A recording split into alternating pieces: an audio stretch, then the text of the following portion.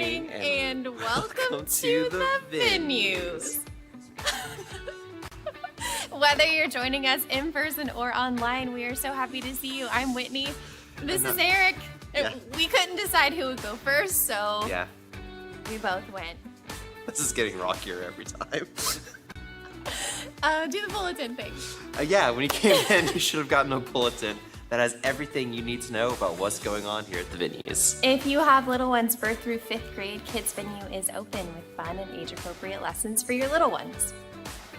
Are you ready to go to the next level? Then be sure to join us right after service for our next level class. This is a great way to learn more about the venues and get to meet the staff. It's great for newcomers, or if you've been here a long time and you have some burning questions for the staff. Join us after service today in the auditorium. See you there. Have you heard of the Mystery Hour? Then you are going to love Go On with Jeff Houghton. It is a long-form interview show with great music, meaningful conversation, and best of all, it's free. It is this Thursday at 425, so that's January 12th. It's at 6:30, 425 West Walnut. He will be interviewing Lynn Meyercord from the AIDS Project of the Ozark, and musical guest, drum roll, Joey Escobar. I know. It's a pretty big deal. Join us this Thursday at 425 for Go On with Jeff Houghton. Hey Eric, Yeah? what are the 4 venues' values? Affirming and inclusive, social justice, curiosity and skepticism, Okay. and intellectual humility. Great job. Eric gets to keep his job. Congratulations. Yay. Our small group is kicking off soon. It's called the Venues Values, and we will be covering those values after service. So you can sign up for that group on the app or the website. It kicks off January 15. 15th. We'll see you there. See ya. If you still haven't downloaded the Church Center app, What are you waiting for? silly gooses, You goobers.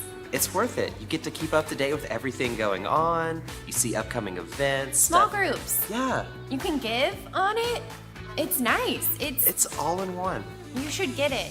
You really should. And follow us on Facebook and Instagram. And TikTok. Yes, We have that too. we do. We're gonna post stuff on it soon. Yes. There's one thing though. It's good. Also, if it's your first time, come meet me in the lobby. My name's Whitney, and I'll give you free stuff. Who doesn't want free stuff? Yeah. Everyone wants free stuff. I want free stuff. I'll give you free stuff. Sweet. Cool.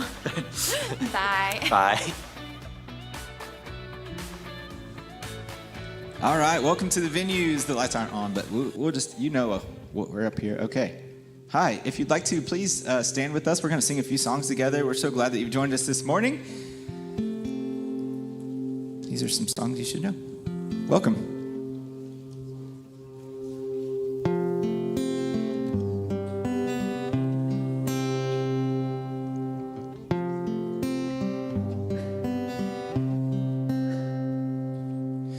All this pain, I wonder if I'll ever find my way. I wonder if my life could really change at all.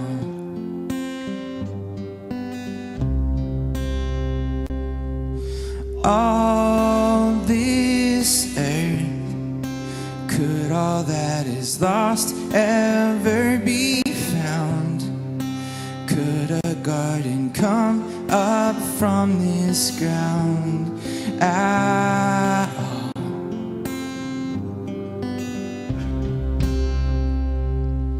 You make beautiful things.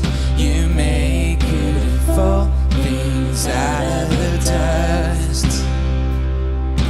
You make beautiful things.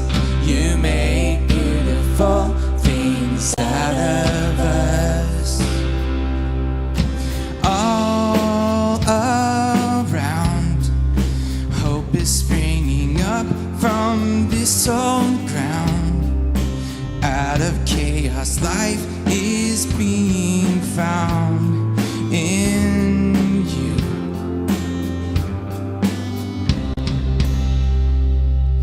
You make beautiful things. You make beautiful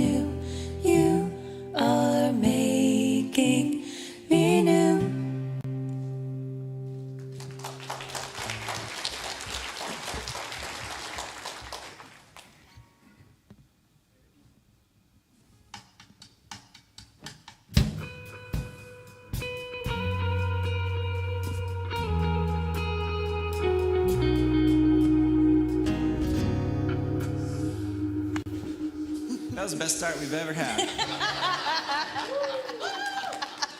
What key you guys want to play this in?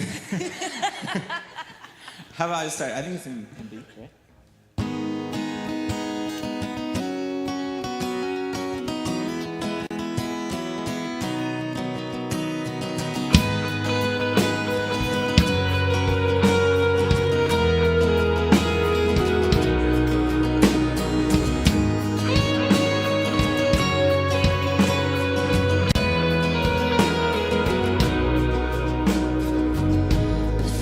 Spoke a word, you were singing over me.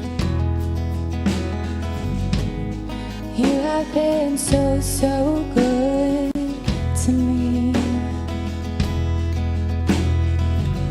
Before I took a breath, you breathed your life in me. You have been so, so kind to me.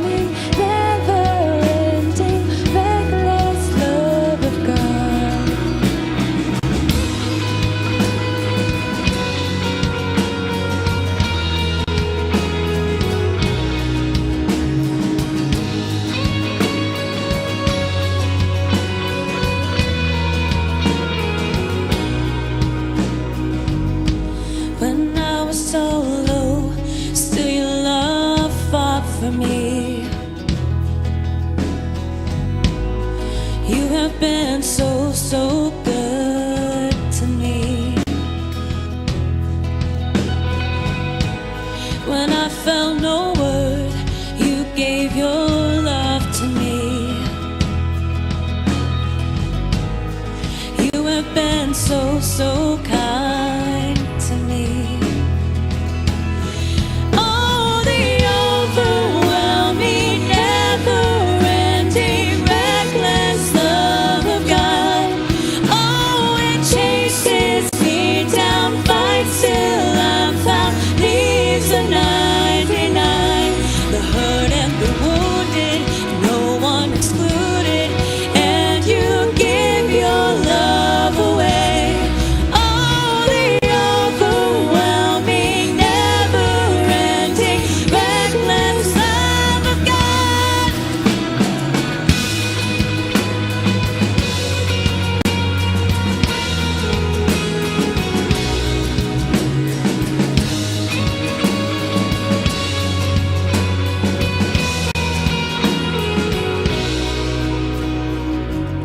There's no shadow you won't light up, mountain you won't climb up, coming after me.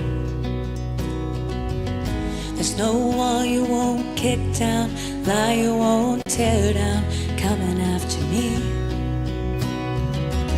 There's no shadow you won't light up, mountain you won't climb up, coming after me.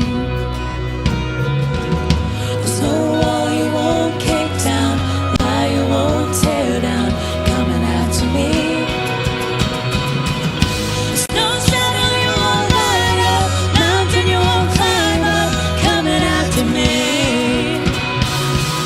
There's no wall you won't kick down, lie you won't tear down, coming after me. Oh, the overwhelming, never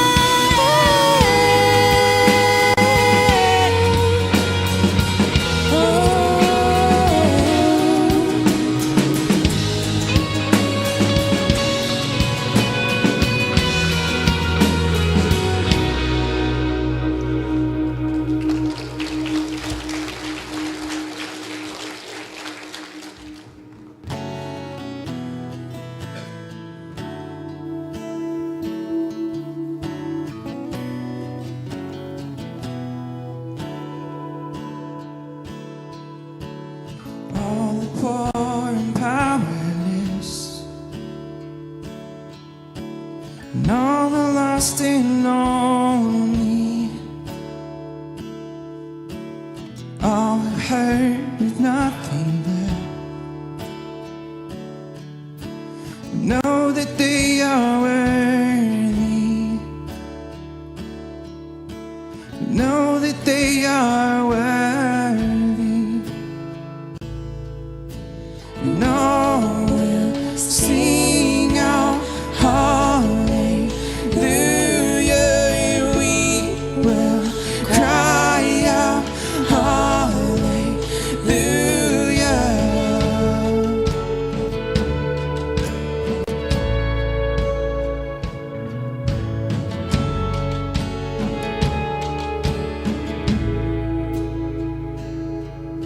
And all the hearts who are content, and all who feel unworthy, all who hurt with nothing left, will know that they are worthy, will know that they are worthy. And oh, we'll sing out hallelujah, and we will cry out hallelujah, and oh, we'll sing out hallelujah, and we will cry out hallelujah.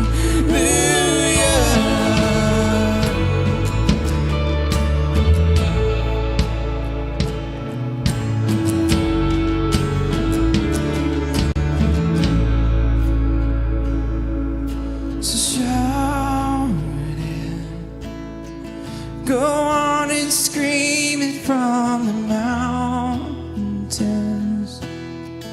Go on and tell it to the masses that He is love.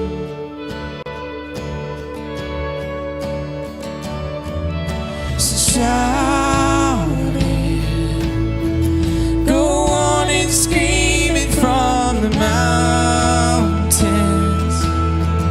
Go on and tell it to the masses. He is love.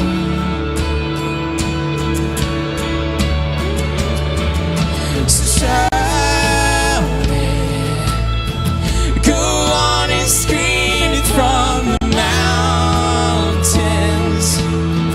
Go on and tell it to the masses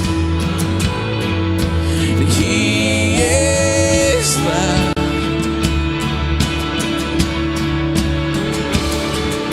And oh, we'll sing out hallelujah, we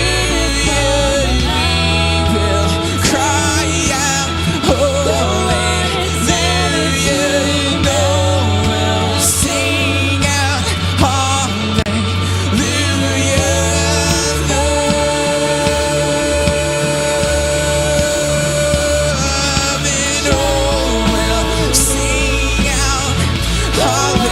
oh, we'll sing out hallelujah, we will cry out hallelujah, and all will sing out hallelujah.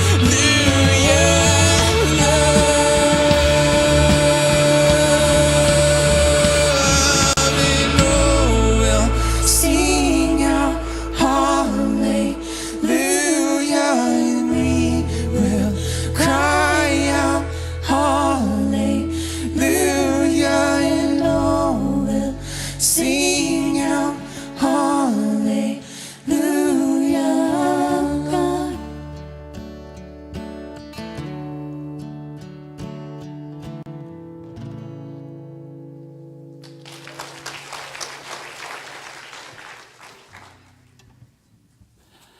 It is so good to hear you all sing. I don't sing. In the car, in the shower, that's about it. But even with my voice today, even before that, I just don't have that good of a voice, so it's good to hear you all and how you participate in that. January is looked at in our culture as a time of change, and we call those attempts to change resolutions. Stevie Nicks, in her song Landslide, talks about change, and she's a little bit afraid of change, and I think all of us are. She writes these lyrics, I've been afraid of changing, and I think we all face that. And that is the song that our band will sing today, and let's face the changes ahead, whether they be planned changes or unplanned, with the advice from Ralph Waldo Emerson. Write it on your heart that every day is the best day in the year. Let's pray. No one knows better than you, Lord, how poorly I've done in keeping resolutions that I've made in the past. When I resolved to do this or that, or to stop doing such and such, and just a few days later, and Lord, you know how that goes. So this morning, I offer you my heart.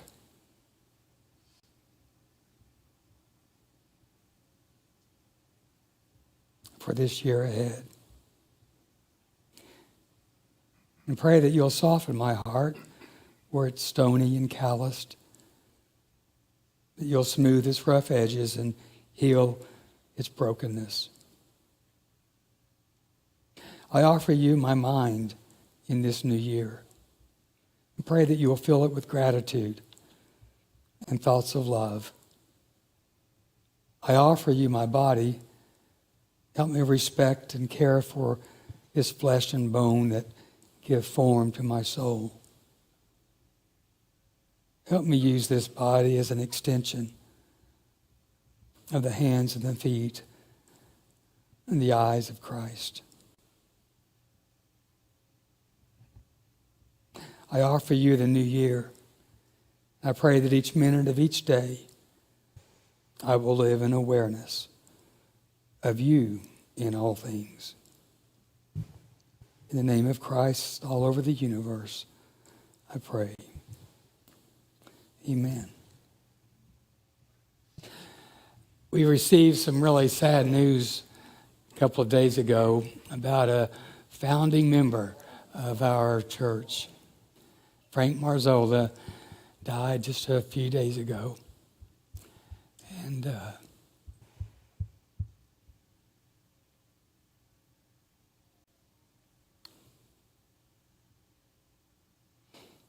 those who know him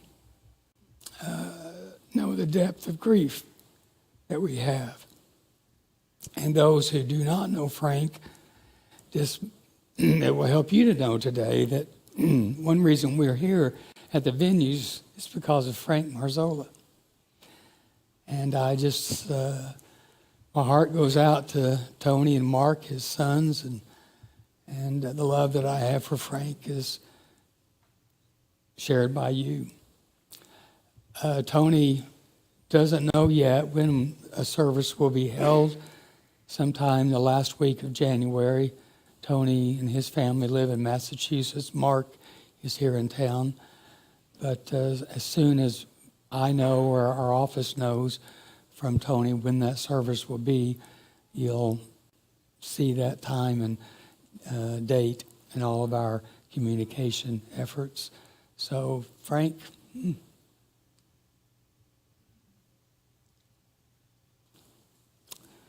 love you.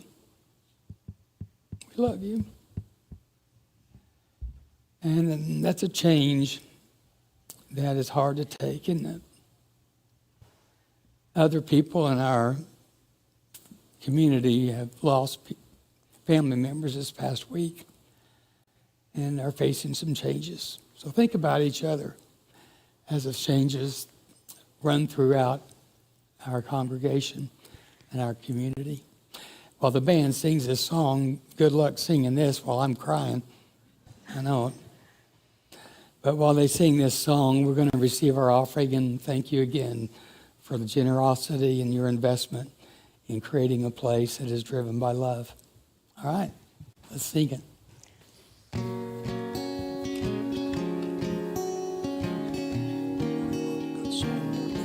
Boy, you're right. You're right.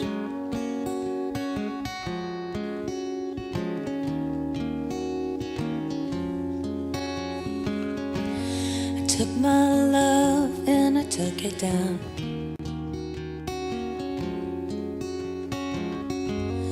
Climbed a mountain, then I turned around,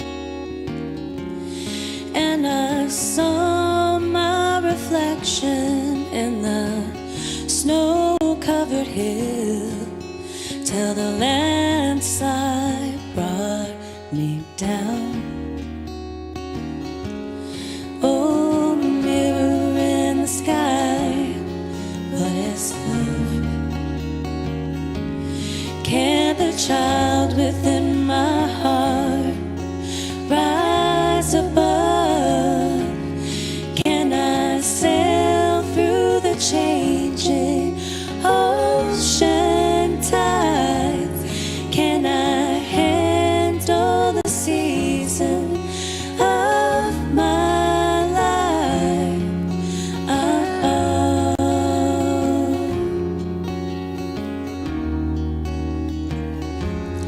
Well, I've been afraid of changing, 'cause I built my life around you. But time makes you bolder. Children get older. I'm getting older too.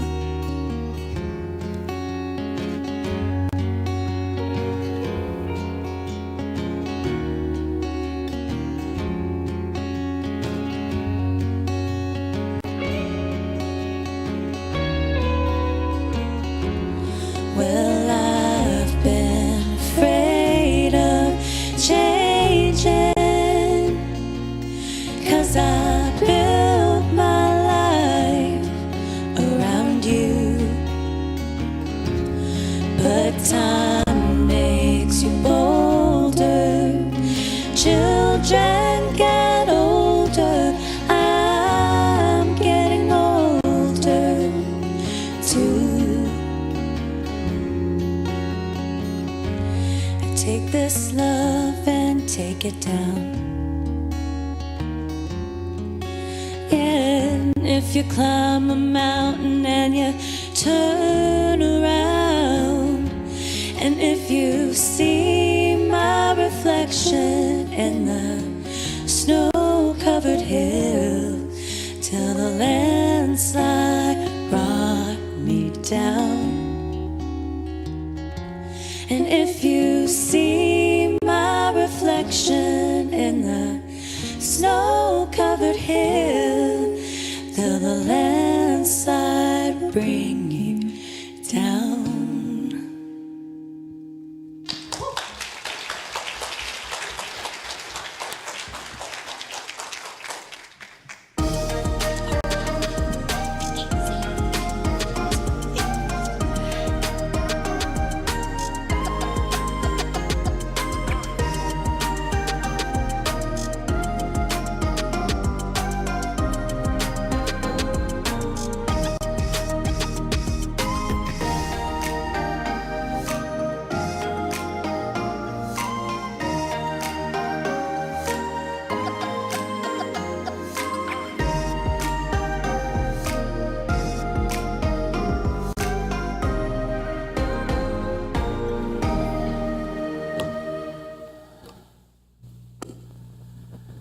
Thank you, Jesse and Kate, for a really good song. Y'all hear a buzz back here? It's really not my stomach, I promise. But I'm sure the tech folks hear that as well and are working to fix that.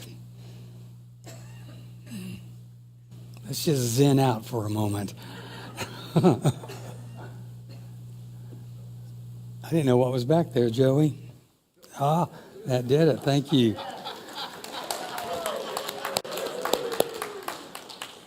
A man knows what buttons to push. Yeah. Okay. That's good. Well, it is the new year, and Charlie Brown and Lucy are talking about their New Year's resolutions. Are you going to make any New Year's resolutions, Lucy? What? What for? What is wrong with me now? I like myself just the way I am. Why should I change? What in the world is the matter with you, Charlie Brown? And on and on and on she goes, and all Charlie Brown can say is, good grief. It is the season to make resolutions. How do you feel about making resolutions? Some people love New Year's resolutions. To them, it's like the cosmic opportunity to do a do-over. Other people just don't like it at all. In fact, they hate it. And that's a valid understanding and valid emotion as well. And there are some negatives to New Year's resolution. Have you ever heard of Ditch New Year's Resolution Day, January 17? It's my favorite day of the year. We've got a tree for that and decorations on the house.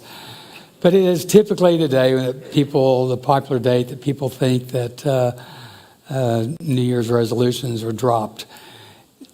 We all know the statistics because we're all part of the statistics. We've all made resolutions and dropped the resolutions.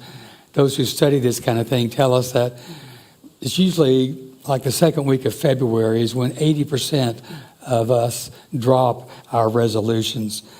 So hence the proverb, may your troubles be as long as your resolutions. Yeah. There is another downside to resolutions that I'm trying to understand a little bit better. And I think sometimes resolutions can be toxic in some ways. You know, we're bombarded with advertising messages and images and speakers and other types of material that tell us that we need to change and we need to change right now. And the change that we need to make has to be a big change. And if we don't make that change, then we're failures. And there's just not a lot of positivity about that. Many of the narratives around resolutions can be very toxic because a lot of the narratives around making a New Year's resolution, and maybe it's not intentional, but this is what we sometimes hear. We hear people in the New Year's resolutions world say to us, in essence, you're not good enough. Kind of like what Lucy felt. And you're not working hard enough. You're not trying hard enough. If they only knew. So, just say to yourself, I am enough. Yeah, a lot of us will admit that when we make New Year's resolutions, we're making it out of negative feelings about ourselves. We feel unattractive, so we tell ourselves to lose weight. And then when we fail to keep that resolution about losing weight, the pain just doubles because we still feel unattractive and now we feel like a failure. And so it just adds to the stress of our life. And I think what we need to do is possibly this. Let's make a resolution based not upon what pressure we feel from culture and the values of culture. But what would it be like if we made resolutions based upon our own values? It is so very easy to make a resolution based upon what someone else tells us we need to do or what the culture may pressure us to do. I saw this past week and I thought it was so true. This guy says, nope, sorry, my New Year's resolution this year was to stop comparing myself to birds. I am a bird lover, and I'm so totally relaxed when I'm watching the birds out my backyard window. But here's what he's talking about. There was a female GPS tracked a falcon that flew from South Africa to Finland. In 42 days, she flew over 10,000 kilometers. That's 230 kilometers per day. What have you achieved in the last 42 days? That is a long way to fly in 42 days. So this guy's resolution, I'm going to quit comparing myself to birds. Let's quit comparing ourselves to other people. If we make a New Year's resolution, let's do it apart from any peer pressure or pressure from the culture. Paul speaks a little bit to this. Am I now seeking human approval or God's approval? Am I trying to please people? Well, if I were still pleasing people, I wouldn't be a servant of Christ. Following the way of Christ does not always please people. And Paul, I am so encouraged by the fact that he had to deal with peer pressure. And he has to remind himself, I don't want to be a people pleaser. I don't want to conform to the culture's expectations of me. I just want to do what love dictates, what God dictates, what the values of Christ are. So what is the fix for this dilemma that I have with New Year's resolutions? I don't want to succumb to the pressure of the culture, but I do know that there are things that I need to change about my life, and I've not reached perfection, and neither have you. And so there is this opportunity for us to make some positive use out of these resolutions.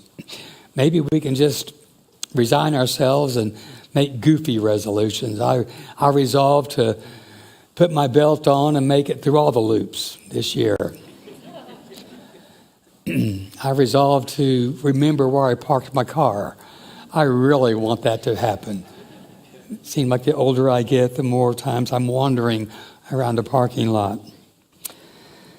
I want to resolve this year to wear matching shoes. Last Sunday, Denise and I went to a hardware store, and when we got out, getting ready to get out of the car, you get out of the car, you kind of look at your feet. And I looked at my feet, and I noticed that on one foot, I had this shoe, my work shoes. We were working in the garage that day. On my other foot, I had my house shoes. So I'd come out the door in my house shoes and to get my license and key in my bag and everything that I carry. And I got sidetracked. I think I just saw Denise, and her beauty just overwhelmed me. And and I forgot to put my other shoe on, so I went to the hardware store like that. I should say Denise went into the hardware store. I stayed in the car. Yeah, so that's my resolution this year, is to wear matching shoes. I think I can. No, there's no guarantee that I can do that. So what is our fix for making resolutions? What I want to do is this. I want to determine what my values are. And I just really want to be true to me and true to who I am and what my values are, instead of the values of the culture. Say, for example, somebody says, everybody loves social butterflies, so I'm going to commit myself to more parties and going on more dates. But I just hate parties. And I hate staying up late. And the only reason sometimes we make our resolutions that we make is because we just feel like that's what's expected of us from the culture. And when we make resolutions based upon disingenuous values, that just produces more anxiety and more failure. So instead of worrying about what the culture wants, I think it's just essential to determine what your values are and make some resolutions that will help you live out the values that you have in life. Like Allie said, I kept last year's resolutions. 1, don't get pregnant. And 2, always return my shopping cart. They're the same every year. So those are her values. And she lived by those values. I like that very much. Another thing that I'm trying to do is this. I want to make sure that my goals are actually something that makes me happy. So instead of a resolution that says, I forbid myself from eating a cookie. There's just so much negativity and critical thinking in that, or criticism in that. Instead, I think I'd rather say, I want to feel healthy this year. I want to feel strong this year. I want to try to live in a healthy way. So instead of saying I just have to get more sleep, maybe I can just say, I want to feel rested and I want to feel energetic. And the way I do that is maybe some modification of some of my behavior. But here is where I am today. I want to take a higher view of resolutions. You know, the typical resolutions, the top resolutions that we make seem to repeat themselves every year. This year is no different. The top resolutions for 2023, to exercise more, to eat healthier, to lose weight, to save more money. Folks, that's what we've been saying for as long as I've understood resolutions. Why is it that we just keep repeating the same resolutions? Maybe we just keep failing at those resolutions. And I don't know if it's my failure that's causing me to just kind of give up on some of those resolutions, or it's my stage of life. And at this stage of life, those things are important, but they don't drive me anymore. My focus is different. I'm more focused now on any resolutions or any changes that will affect positively my overall well-being, not just my waistline and my wallet. So here are some things I want to do this year. I want to listen to what someone else is saying without hearing what I already think. Maybe that could be your resolution too. Say, I don't know, at least 10 times a day. Now, if you do that, the truth of the matter is, if you do that, it will disqualify you from a career in politics. But it will make you a better person. Go outside more, a lot more. Don't be absent. Spread positivity. And then grow your gratitude. I suggest, the Chiefs played yesterday, so we had nothing else to do this afternoon, right? So take about 15 minutes this afternoon and just write down maybe 5 things for which you're grateful. Maybe it won't take you 15 minutes. And then every week this year, revisit that list.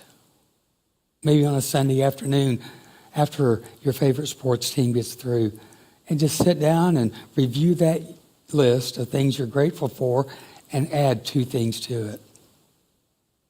I think what will happen in your life is what's happening in my life as I try to develop a grateful heart and a grateful outlook on life, is that the more grateful I am, the happier I am. So, grow your gratitude. Last thing I have there, I borrowed it from somebody else, but I love it. Remember-lutions instead of resolutions. The fact of the matter is, resolutions are more times than not born out of our past failures. We look at how much debt we've incurred, or we look at how much weight we've gained, and how many people we've offended. And focusing on those past failures can just really do a number on our self-esteem. And we just beat ourselves up over that. So instead of focusing on my shortcomings this year, and maybe you'd want to do this too, I want to celebrate each awesome thing that I do. Each time I do something really good, I want to remember that and celebrate that. So what I've done is this. I've created a yay me jar. And every time I do something really good, it can be something small. Oh, golly bum, what would that be? I remember to wear the right shoes. Thank you. I think I'm trying to start a new style. just help me out more in the house. Write a thank you note to somebody. Then I just write that down on a piece of paper and I put it in my Yay Me jar. Now, it could be that I'll need a smaller jar for this year, or it could be that I need a bigger jar. But what I want to do, and maybe you would want to do this too, I don't want to focus on my failures anymore. I just get so depressed when I realize how much I've screwed up. Now, I do want, though, if I've screwed up in my relationships with people, I don't want to dwell on that, but I do want to make it right with people. If I've offended someone, I want to ask their forgiveness and make a resolution to become reconnected and to become reconciled with that person. But otherwise, I just want to celebrate the positives.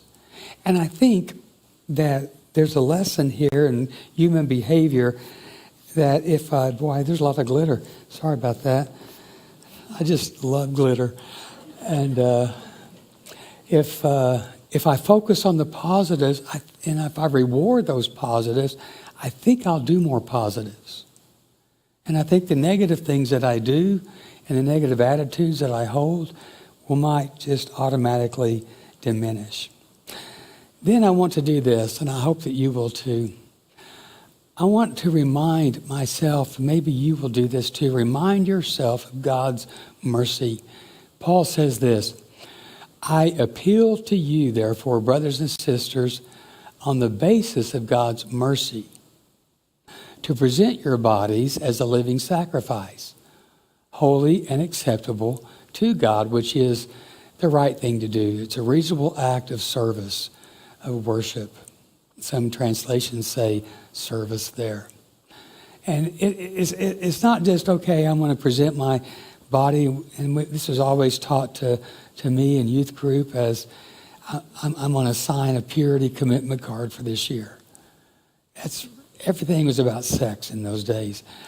And I'm going to make sure that my body is treated in the way sexually that my religion taught me that it should be. But my gosh, this just goes so much beyond anything like that. It goes so much beyond eating or drinking or smoking, any things that we typically think are bad for our body.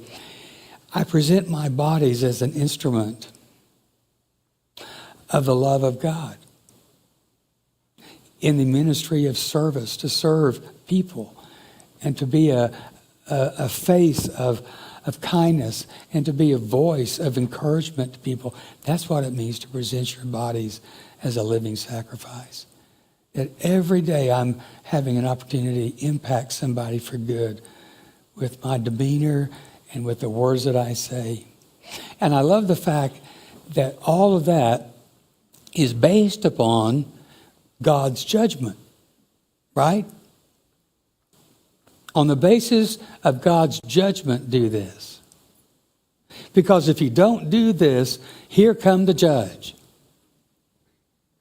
If you don't do this, you're going to get punished. If you don't do this, you're going to be in timeout. Oh, that's how we were taught. I was taught to do the right thing out of fear of punishment. But can you read what the verse says? What is the basis? What? Mercy, me, yeah. It's on the basis of God's mercy that I do these things. The basis of God's love and compassion. That word mercy we looked at a little bit last week. It was another Greek word in what Paul uses here.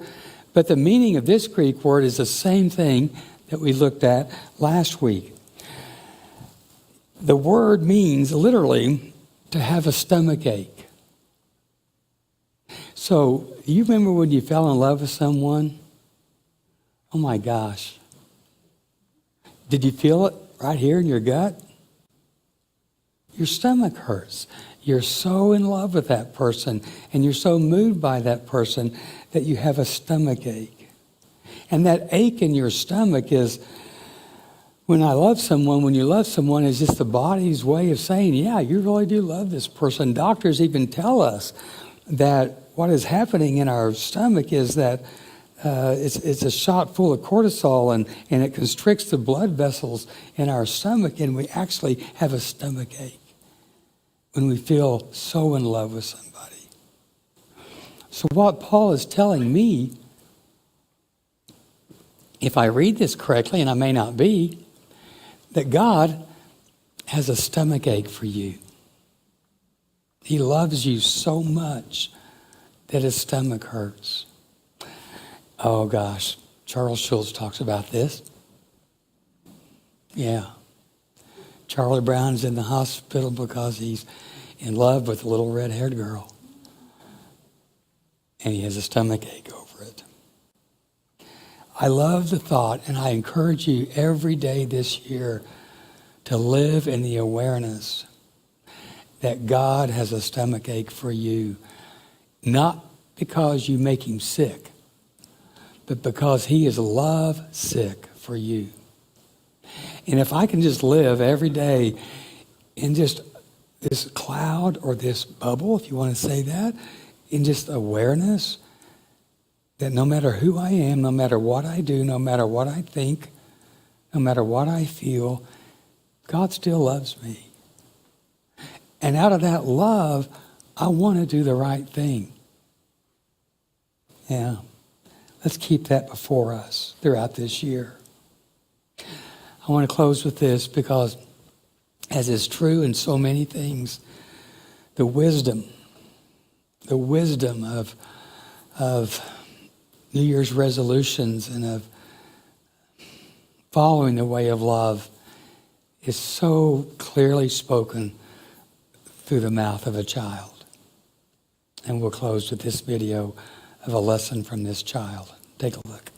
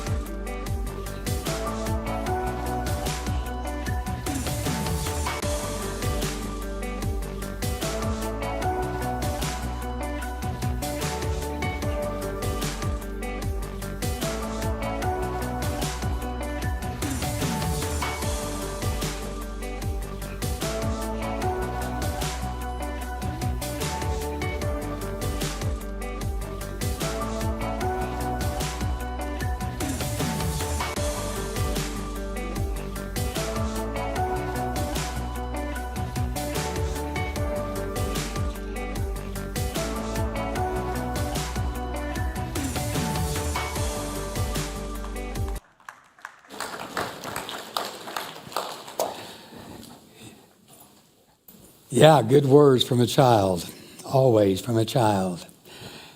Well, thank you for being here today. After our service is dismissed, we're going to have a class. Several classes are going to go into the building this afternoon. But there's one that I'm going to lead called Next Level, and it's going to meet somewhere here in the auditorium. And it's for anybody that wants to know more about the venues and maybe a little bit about who we are, why we are what we are, and how you can get involved in that. And I invite you to stay around for, I promise it'll only be an hour, maybe less, because I have a wedding at 3 o'clock today, downtown Springfield, so I'm not going to be here very long. So I do invite you to that class. Just hang out for a little while, and we'd like to see it. Sorry, Nisi, no Q&A today. I hope you all have or will take advantage of the number in the email. If you have a question about anything, drop us a line, and I'll work really hard this week to get to that. All right, Joey. Okay, let's get us out of here. But first, Yeah. we want to say goodbye to our online audience. Thank you for joining us at home. If you are a student, 6th through 12th grade.